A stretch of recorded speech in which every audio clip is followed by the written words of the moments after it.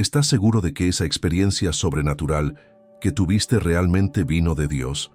Porque te diré algo que puede sacudir tu mundo espiritual. El enemigo también produce señales, milagros y experiencias que brillan como si fueran celestiales. Amados hermanos, permítanme hacerles una pregunta que puede cambiar el rumbo de su vida espiritual. ¿Están seguros de que todo lo que parece bueno, todo lo que parece divino, todo lo que brilla con apariencia celestial, realmente proviene del trono de Dios? Porque les digo con toda la autoridad de las Escrituras que el enemigo de nuestras almas es un maestro del disfraz, y muchos han sido engañados por luces que no vienen del cielo. ¿Cuántas veces he visto a hombres y mujeres sinceros, personas de corazón noble, ser desviados del camino angosto porque confundieron el brillo del oro falso con el resplandor de la verdad eterna? Y hoy, en esta generación donde abundan las voces que claman ser portadoras de luz divina, necesitamos más que nunca el don del discernimiento. El apóstol Juan nos advierte con claridad meridiana: Amados, no creáis a todo espíritu, sino probad los espíritus si son de Dios, porque muchos falsos profetas han salido por el mundo. Primera de Juan capítulo 4, versículo 1. Estas palabras no fueron escritas para atemorizarnos, sino para equiparnos. El discernimiento no es una manifestación de desconfianza, sino una expresión de sabiduría celestial. Es el ojo espiritual que Dios nos ha dado para distinguir entre lo genuino y lo falsificado, entre lo que edifica y lo que destruye, entre la voz del pastor y la imitación del lobo vestido de oveja. Y permítanme decirles algo que aprendí a través de años de ministerio. El discernimiento no es un lujo espiritual reservado para unos pocos privilegiados, sino una necesidad vital para cada creyente que desea caminar en la luz verdadera. Charles Spurgeon, ese gigante de la fe cuya predicación aún resuena en nuestros días, solía decir que el discernimiento es como el paladar espiritual que distingue entre el alimento sano y el veneno disfrazado de dulzura. Él enfrentó en su época múltiples enseñanzas que prometían bendición, pero conducían a la ruina espiritual. Y nosotros, hermanos míos, vivimos en días aún más peligrosos, donde la verdad es mezclada con error de manera tan sutil que solo un corazón instruido por el Espíritu Santo puede discernir la diferencia. Hoy vamos a explorar juntos 15 ejemplos prácticos de discernimiento que abrirán sus ojos a realidades espirituales que quizás han estado ocultas. No son meras teorías teológicas abstractas, sino principios vivientes que transformarán la manera en que evalúan cada enseñanza, cada experiencia, cada supuesta manifestación divina que llega a sus vidas. Porque la palabra de Dios nos dice en Proverbios capítulo 14, versículo 15: El simple todo lo cree, mas el avisado mira bien sus pasos. El primer ejemplo de discernimiento que debemos grabar en nuestros corazones es este: lo que viene verdaderamente de Dios siempre glorificará a Cristo, nunca al mensajero. ¿Cuántas veces vemos ministerios donde el siervo se vuelve más grande que el maestro, donde el predicador acapara más atención que el mensaje del Evangelio? Jesús mismo dijo en el Evangelio de Juan capítulo 16, versículo 14, hablando del Espíritu Santo: Él me glorificará, porque tomará de lo mío y os lo hará saber. Si una enseñanza, si una manifestación, si un ministerio apunta más hacia un hombre que hacia Cristo, ahí tienen una señal de alerta. El segundo principio es igualmente crucial. Lo genuinamente divino produce fruto del Espíritu, no solo emociones pasajeras. Hay una diferencia abismal entre el entusiasmo fabricado y la transformación auténtica del carácter. Pablo nos instruye en Gálatas capítulo 5, versículos 22 y 23. Mas el fruto del Espíritu es amor, gozo, paz, paciencia, benignidad, bondad, fe, mansedumbre, templanza. Si después de una experiencia espiritual no vemos estas cualidades creciendo en nuestra vida, si solo quedamos con una emoción temporal que se desvanece como la niebla matutina, entonces debemos cuestionar la fuente de esa experiencia. El tercer aspecto del discernimiento nos lleva a examinar la conformidad con las Escrituras. Toda revelación genuina de Dios estará en perfecta armonía con su palabra escrita. Dios no se contradice a sí mismo. Cuando Pablo predicaba en Berea, las Escrituras nos dicen en Hechos capítulo 17, versículo 11, que los bereanos eran más nobles que los que estaban en Tesalónica, pues recibieron la palabra con toda solicitud, escudriñando cada día las Escrituras, para ver si estas cosas eran así. ¡Qué ejemplo magnífico para nosotros! No importa cuán elocuente sea el predicador, cuán impresionante sea el milagro, cuán emotiva sea la experiencia, si contradice las Sagradas Escrituras, debemos rechazarla sin vacilación. El cuarto ejemplo nos enseña que lo verdaderamente divino produce unidad genuina en el cuerpo de Cristo, no división ni sectarismo. Jesús oró en Juan capítulo 17, versículo 21, para que todos sean uno, como tú, oh Padre, en mí y yo en ti, que también ellos sean uno en nosotros, para que el mundo crea que tú me enviaste.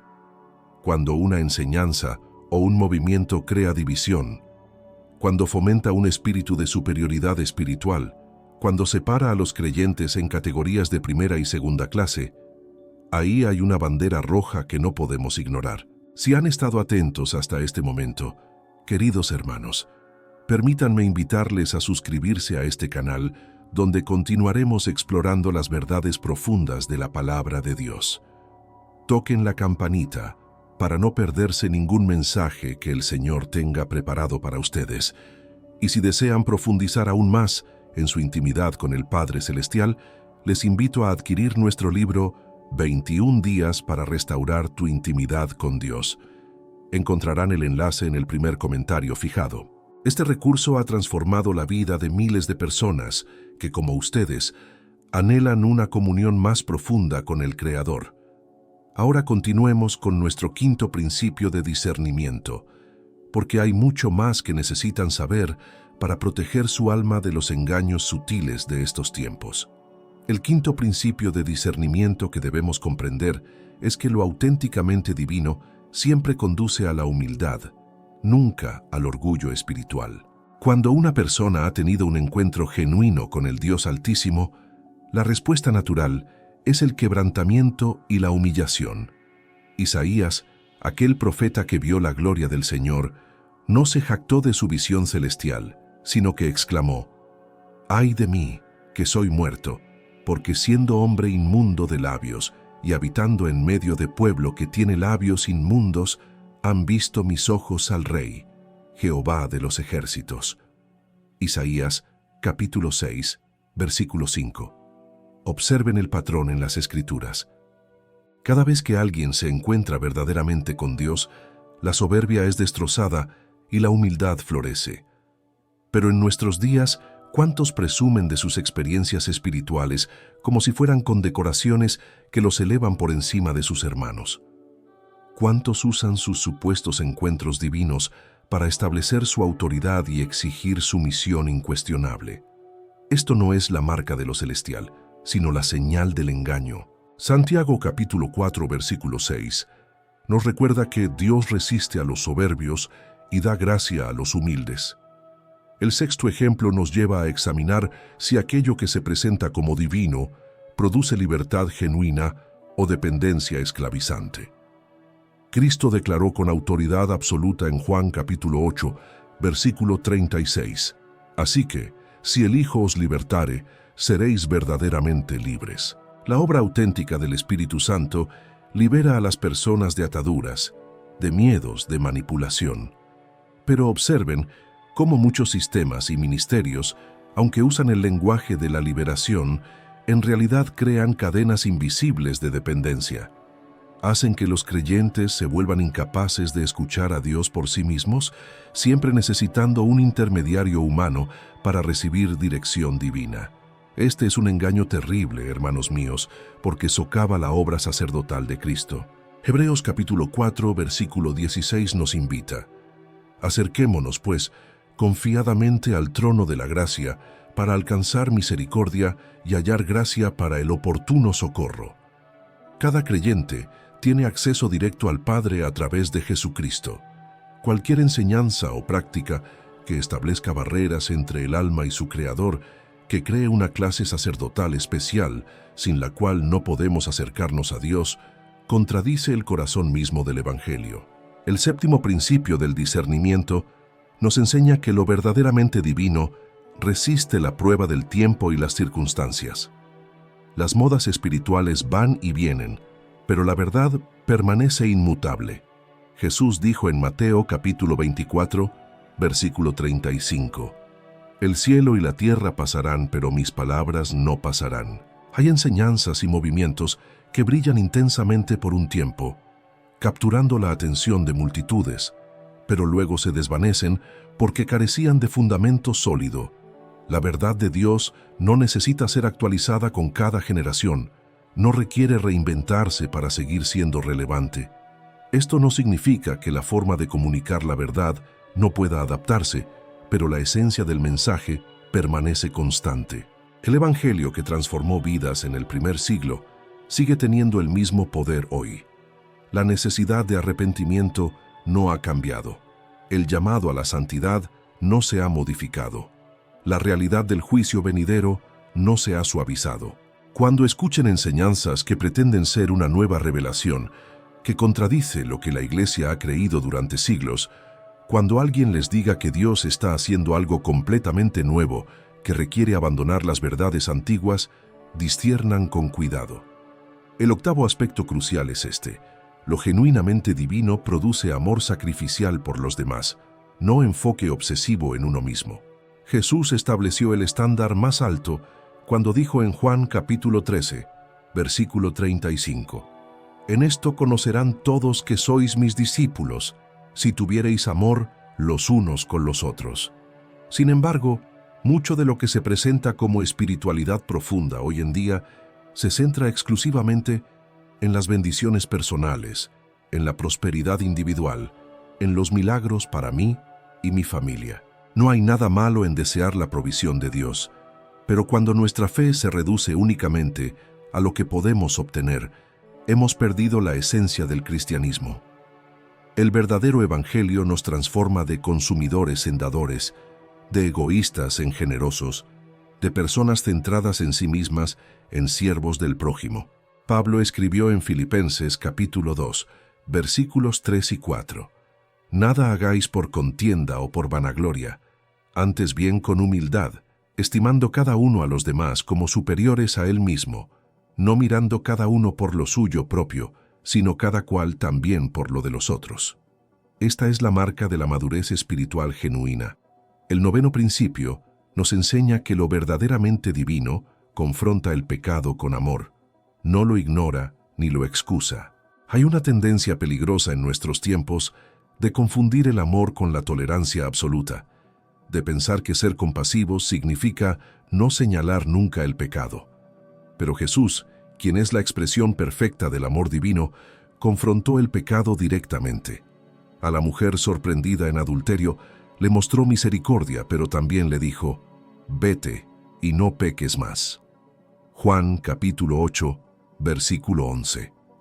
El amor genuino de Dios busca nuestra santificación, no nuestra comodidad en el pecado. Hebreos capítulo 12, versículos 5 y 6 nos recuerda: «Hijo mío, no menosprecies la disciplina del Señor, ni desmayes cuando eres reprendido por Él, porque el Señor al que ama, disciplina, y azota a todo el que recibe por hijo». Cuando una enseñanza o un ministerio solo habla de aceptación sin mencionar jamás la necesidad de arrepentimiento y transformación, cuando se evita toda conversación sobre el pecado y sus consecuencias, algo fundamental está faltando. El décimo ejemplo de discernimiento es reconocer que lo auténticamente divino produce paz que sobrepasa el entendimiento, no confusión ni ansiedad constante. Pablo escribió en 1 Corintios capítulo 14, versículo 33, «Pues Dios no es Dios de confusión, sino de paz». Sin embargo, hay ministerios y enseñanzas que mantienen a las personas en un estado perpetuo de ansiedad espiritual. Siempre hay una nueva amenaza que enfrentar, una nueva maldición que romper, un nuevo demonio que expulsar, una nueva revelación urgente sin la cual estarán en peligro. Este no es el patrón del Espíritu Santo. Sí, hay batallas espirituales reales, pero el cristiano que camina en la verdad puede hacerlo con confianza y paz, sabiendo que mayor es el que está en vosotros que el que está en el mundo. Primera de Juan, capítulo 4, versículo 4. La paz de Dios no significa ausencia de pruebas, pero sí significa una confianza profunda en medio de ellas. Filipenses capítulo 4, versículo 7. Nos habla de la paz de Dios, que sobrepasa todo entendimiento, que guarda nuestros corazones y pensamientos en Cristo Jesús. El 11º principio de discernimiento que necesitamos comprender profundamente es este. Lo verdaderamente divino edifica la fe en Dios, no en métodos o fórmulas mágicas. Hay una diferencia enorme entre confiar en el Dios vivo y confiar en técnicas espirituales. ¿Cuántas personas han sido enseñadas a poner su fe en palabras específicas que deben repetir, en rituales que deben realizar, en objetos que deben poseer, en lugar de descansar simplemente en la gracia y el poder del Altísimo? Proverbios capítulo 3, versículos 5 y 6, nos instruyen: Fíate de Jehová de todo tu corazón, y no te apoyes en tu propia prudencia. Reconócelo en todos tus caminos, y Él enderezará tus veredas. Observen cómo en las Escrituras, cuando Dios obra, Él desea que nuestra dependencia esté completamente en Él, no en el método que utiliza. Naamán el sirio tuvo que aprender esta lección cuando el profeta Eliseo le instruyó a lavarse 7 veces en el río Jordán. Segunda de Reyes, capítulo 5. Al principio, Naamán se ofendió porque esperaba algo más elaborado, más impresionante.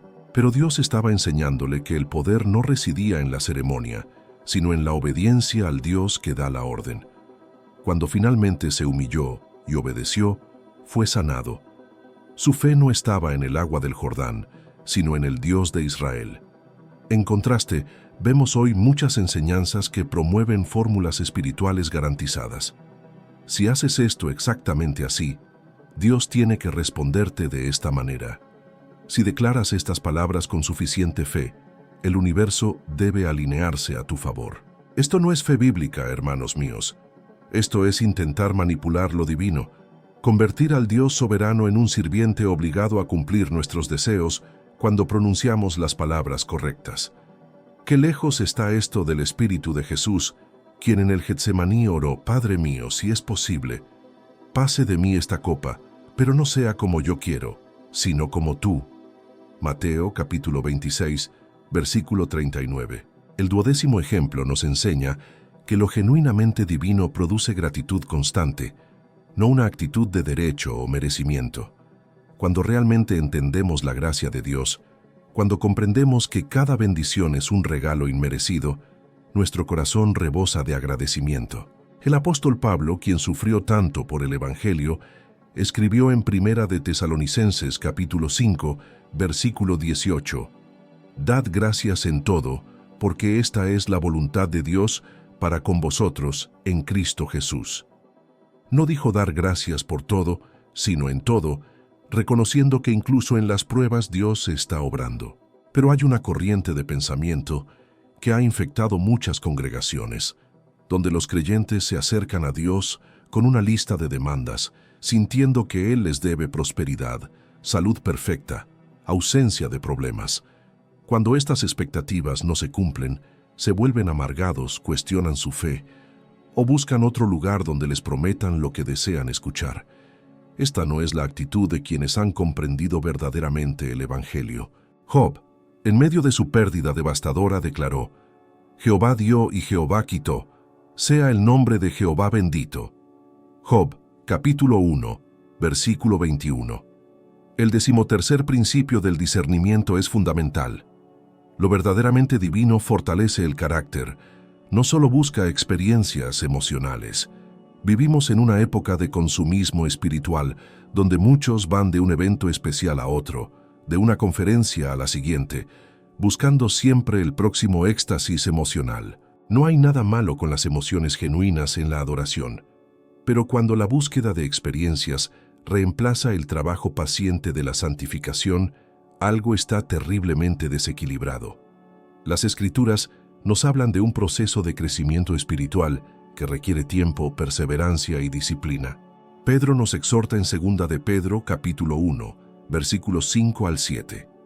Vosotros también, poniendo toda diligencia por esto mismo, añadid a vuestra fe virtud, a la virtud conocimiento, al conocimiento dominio propio, al dominio propio paciencia, a la paciencia piedad, a la piedad afecto fraternal y al afecto fraternal amor. Este proceso de añadir cualidades espirituales no ocurre en un momento de euforia durante un servicio especial. Es el resultado de caminar fielmente con Dios día tras día. La verdadera espiritualidad se mide mejor en los momentos ordinarios de la vida que en los extraordinarios. ¿Cómo tratas a tu cónyuge cuando nadie está mirando? ¿Cómo respondes cuando alguien te ofende? ¿Mantienes tu integridad en los negocios aunque nadie lo sepa? ¿Eres fiel en la oración cuando no sientes deseos de orar? Estas son las pruebas reales del carácter cristiano.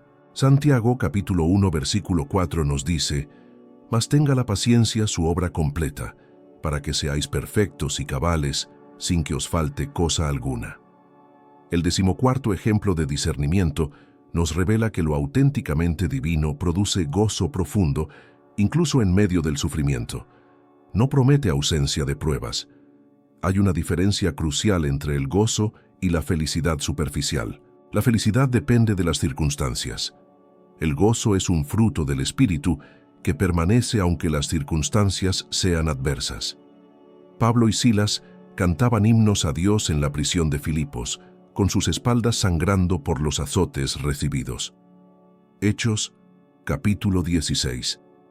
Este es el gozo sobrenatural que el mundo no puede dar ni quitar. Jesús mismo nos advirtió claramente en Juan capítulo 16, versículo 33. Estas cosas os he hablado para que en mí tengáis paz. En el mundo tendréis aflicción, pero confiad, yo he vencido al mundo.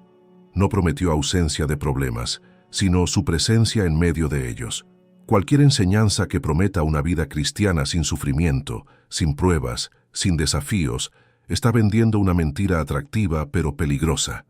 Primera de Pedro capítulo 4 versículo 12 nos prepara: «Amados, no os sorprendáis del fuego de prueba que os ha sobrevenido, como si alguna cosa extraña os aconteciese». Los apóstoles se regocijaban cuando eran considerados dignos de padecer afrenta por el nombre de Cristo. Hechos capítulo 5, versículo 41. Este es un concepto completamente contrario a la mentalidad moderna que busca comodidad constante. La madurez espiritual se forja en el crisol del sufrimiento.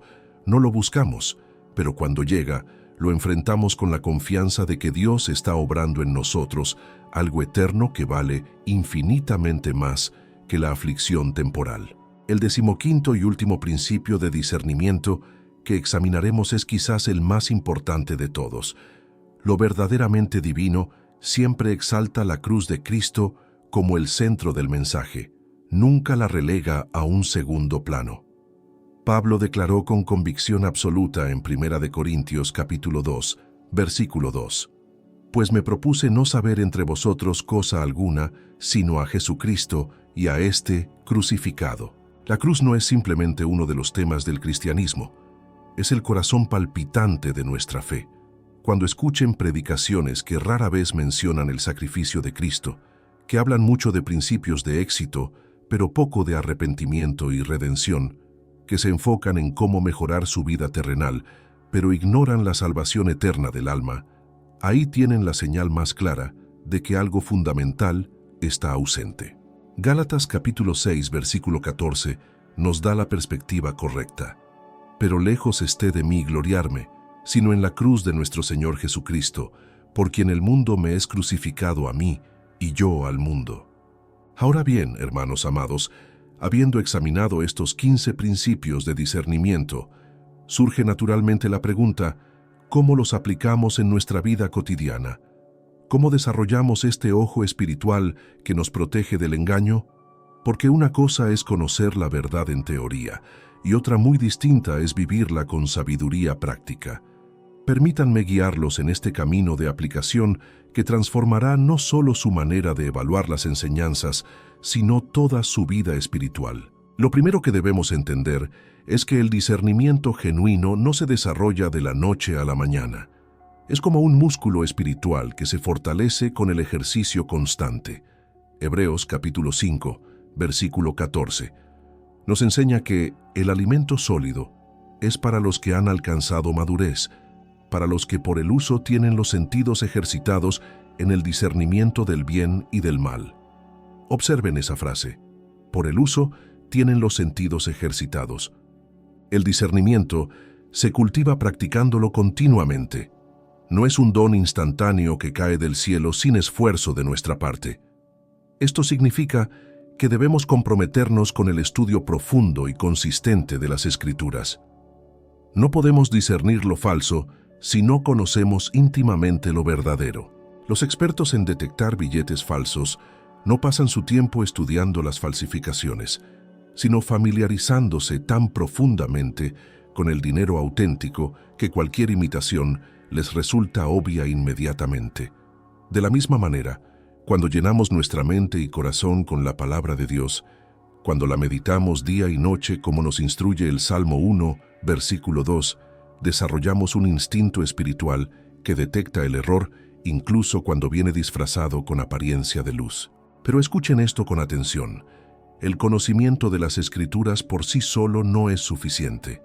Los fariseos conocían la ley de memoria, podían citar textos con precisión impecable, y sin embargo, no reconocieron al Mesías cuando estuvo frente a ellos. ¿Por qué? Porque el discernimiento verdadero requiere también una relación viva con el Espíritu Santo. Juan capítulo 16, versículo 13, nos promete: pero cuando venga el Espíritu de verdad, Él os guiará a toda la verdad. Es el Espíritu quien ilumina las Escrituras, quien nos revela las profundidades de Dios, quien nos alerta cuando algo no está alineado con la voluntad divina. Por tanto, cultiven una vida de oración profunda y constante. No me refiero solo a la oración de petición, sino a esa comunión íntima donde aprendemos a escuchar la voz suave del Espíritu.